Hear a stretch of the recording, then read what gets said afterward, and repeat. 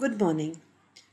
Robotic temporary uterine artery ligation in myomectomy with fertility preservation presented by Dr. Jyoti Mishra. There is no conflict of interest in this video.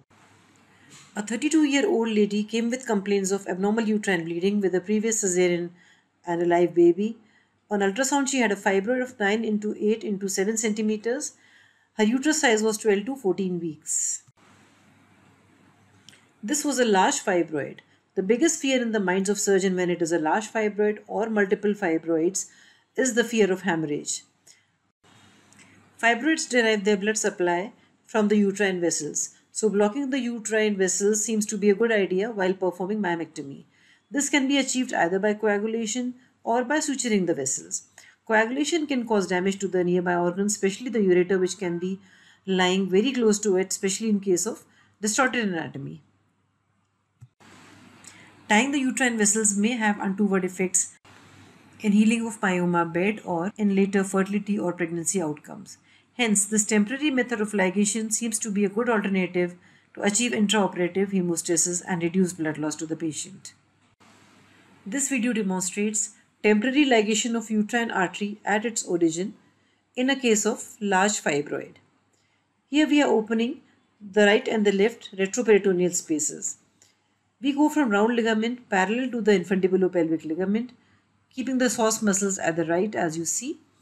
The external iliac vessels are easily visible, and following them and moving the instruments from cephalic to caudal direction, one can easily see the longitudinal structures, and in the depth one can see the internal iliac artery.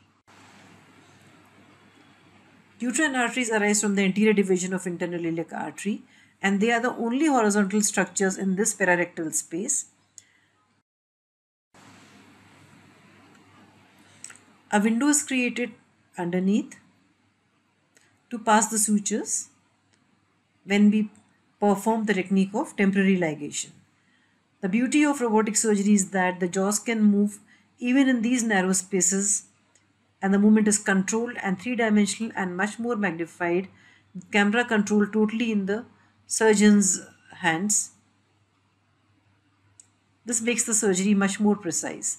The peristalsis of the ureters is checked, and it is confirmed that what we are dealing with is actually uterine vessel.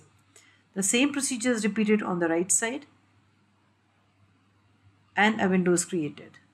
Now we are passing the temporary ligature. A needle is not really required. One can simply use sutures. As a trick, one can also tie a knot on one end for easy identification. Going back to the technique, one end is free and the other end, a double loop is created, held with the right needle holder, and a single throw is enough to hold the free end. One hand remains steady and the long thread gets pulled to tighten the knot.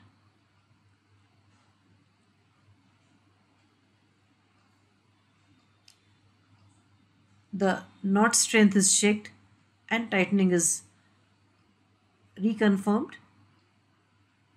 and the long end is cut. Another option could have been applying titanium clips in these cases, but then while removing them at the end of the surgery could lead to avulsion. Another modification of this temporary or the shoelace knot is a trick knot, which is further simplified. With robotic, even in these narrow spaces, a small suture can be used because the tips of the instruments are so narrow that one can use magnification as well as depth, and such small threads can also be used to tie a knot.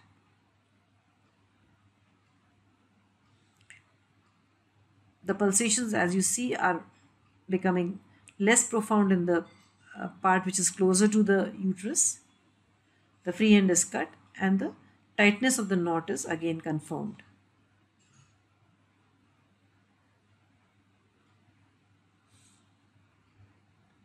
Now we see the uterus has already started looking pale, the fibroid.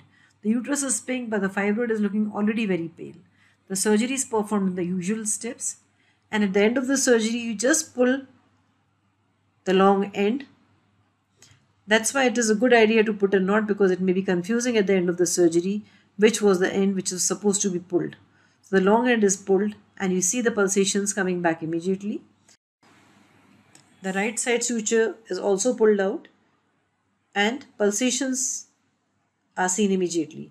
Even if it takes a little time, one can wait and the pulsations will return back in a minute or so. In my video, I have focused on the technique of performing temporary ligation of uterine vessels when one is dealing with large fibroids or multiple fibroids. Same technique can be used also in cases of hysterectomy when one is dealing with very large uterus. Thank you very much.